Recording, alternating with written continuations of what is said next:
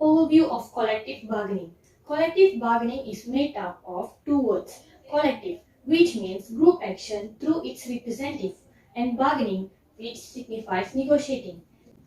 The goal of these negotiations is to reach a collective bargaining agreement that governs employment terms and conditions. Collective bargaining agreements can also address the rights and responsibilities of the parties, ensuring that industries and workplaces are peaceful and productive. Increasing the inclusivity of collective bargaining and collective agreements is one of the most effective ways to reduce inequality and expand labor protection. A collective bargaining process typically includes four sorts of actions. Firstly, bargaining on distribution. It entails bargaining about surplus distribution.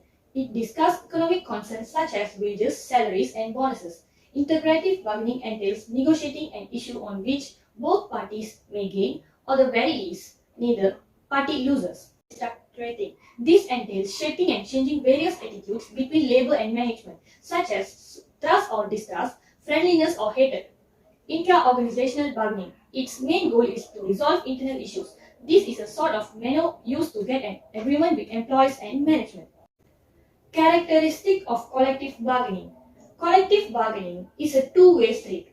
This means that there are always two parties participating in the collective bargaining process. Negotiations are typically held between employees and management.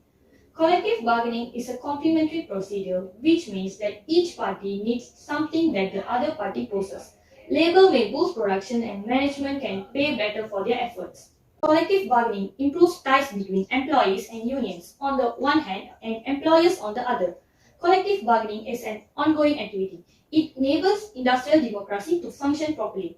It settles conflicts through collaboration and consensus rather than conflict and confrontation. The collective bargaining process. Step 1. Make preparation before collective bargaining. Both parties have to make formal preparation before the expiration of existing collective agreements. Step 2. Setting the bargaining issues.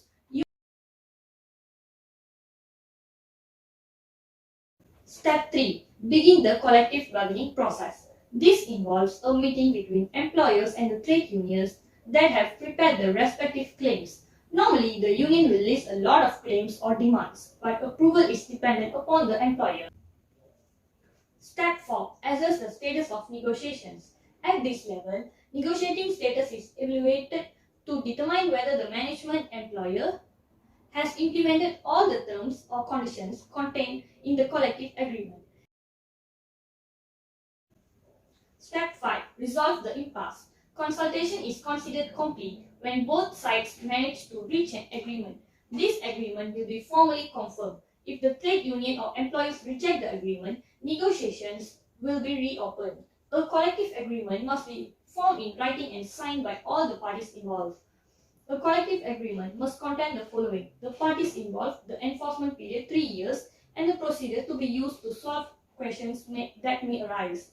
A copy of the agreement should be submitted to the court enterprise within 1 month from the date and the agreement is formed. Step 6. Signing of agreement. If the negotiations do not face any problem, both parties can continue to sign the agreement.